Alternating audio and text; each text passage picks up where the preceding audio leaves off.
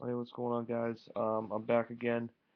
I'm here to make another video about Allen Iverson. Yes, Allen Iverson, um, who officially will be retiring from basketball, the NBA. I assume, I don't know if he's going to hold a press conference. He might not. He hasn't played in the NBA in 3 years.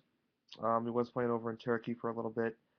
But basically, I wanted to make this video um, to ask this question to everybody. I know, a lot of people, it's a clear, obvious answer, but some people, may not feel the same way. Obviously, Allen Iverson, for me, personally, was one of my favorite players to watch when I was growing up. Um, you know, um, I enjoyed him more when he, was playing in Philly. I kind of thought that he deflated, after he left there the first time when he was traded to Denver, and then when he went to Memphis, and then when he came back to Philly. Um, you know, to me, Iverson's best years of his career were in Philly. He really carried that team. Um, you know, he wasn't really a point guard to me. He was just an undersized shooting guard. Iverson was so unique. He was so quick. He was tough, agile.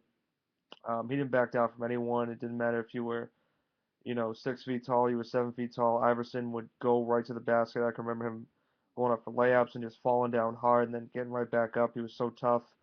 And he was, fearless. He didn't fear anybody. He went up against the best.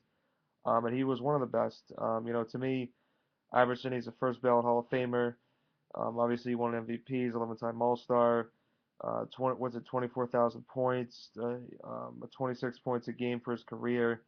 I mean, you don't see guys, at least in today's NBA, 6 feet tall, putting up 26 points a game, on a nightly basis. It's just not, heard of in today's NBA. Most point guards today are above 6 feet. Most of them are 6'3", 6'4", are, built like shooting guards.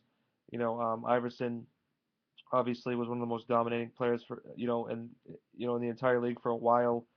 Um, he did a lot for the NBA. I'll probably sit here and say that there probably won't ever be another Allen Iverson. There might be someday. I guess you could kind of compare Chris Paul a little bit, but I still think Iverson, to me, he wasn't a guy that, you know, could probably go on a team and be the second option or, come off the bench, which is what he kind of did in Detroit. Um, but, to me, Iverson was, a great player. You can say what you want about him off the court. I know there's been a lot of people around the NBA that said, he was a hard guy to work with. He wanted the ball in his hands. He wanted the offense to run through him.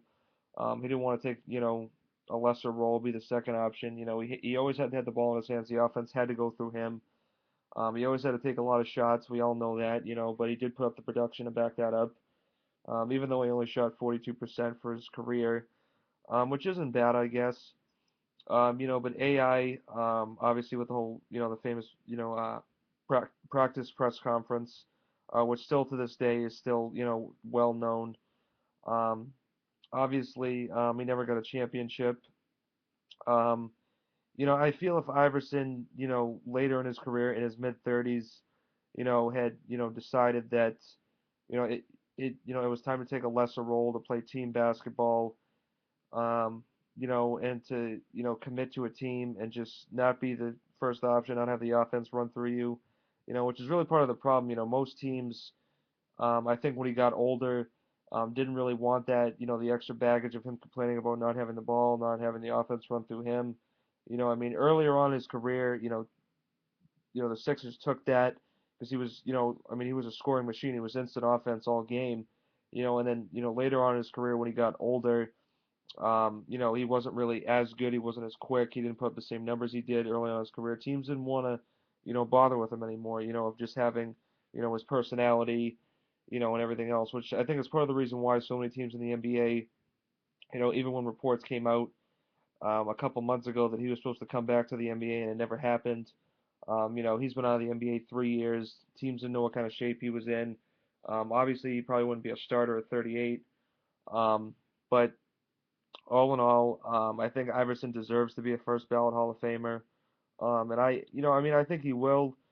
He was one of my favorite players to watch when I was growing up. I mean, he was just a scoring machine. This little guy, 6 feet tall. You know, I mean, he always brought something to the game. Um, Obviously, when Denver got him and traded for him, I mean, I can remember thinking that it was never going to work. Him and Carmelo didn't really, feed off well, with each other because both of them really had to have the ball in their hands. The offense had to run through them, so that never really ended up working. I mean, I knew in the back of my mind it wasn't going to work. Iverson was not going to take the lesser role and be the second option. He had to have the ball in his hands. So it never really worked for him in Denver. I know he wanted to chase a championship, but it never happened. Um, Obviously, um, the Celtics. I know we're very interested in Iverson earlier on in his career.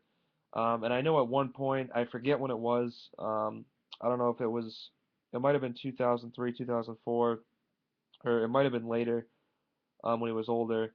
But I know the Celtics were very close on a trade of getting him to Boston. I know he was very interested in playing for the Celtics. Had that happened, I personally think it would have worked out. I know a lot of people said that it never would have worked in Boston. Um, and this was before Kevin Garnett and Ray Allen, and now that I look back at it now, had the Celtics gotten Iverson, I mean, I don't even know if we would have gotten Ray Allen or Kevin Garnett or even gotten the championship that we got. So it's probably for the best, even though Danny Ainge was very interested in Iverson for a very long time, for probably his entire career. I know he was close on a trade for him, but it never happened. But that's pretty much all I got to say. I just kind of wanted to get your guys' thoughts on this. I know a lot of people are going to say that Iverson, doesn't deserve it because of all the, off the court shit that he did, and is still doing. And obviously he wasn't the best player to work with. Probably wasn't the best player to build around.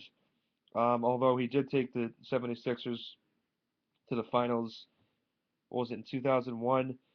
And I'm still trying to, remember how he did that because I mean, I really don't know how he did that. There was really nobody on that team besides him.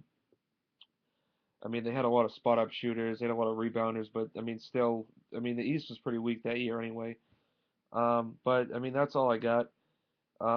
Let me know what you guys think. Do you guys think he deserves to go to the Hall of Fame? Or you guys think differently? You don't think that he does?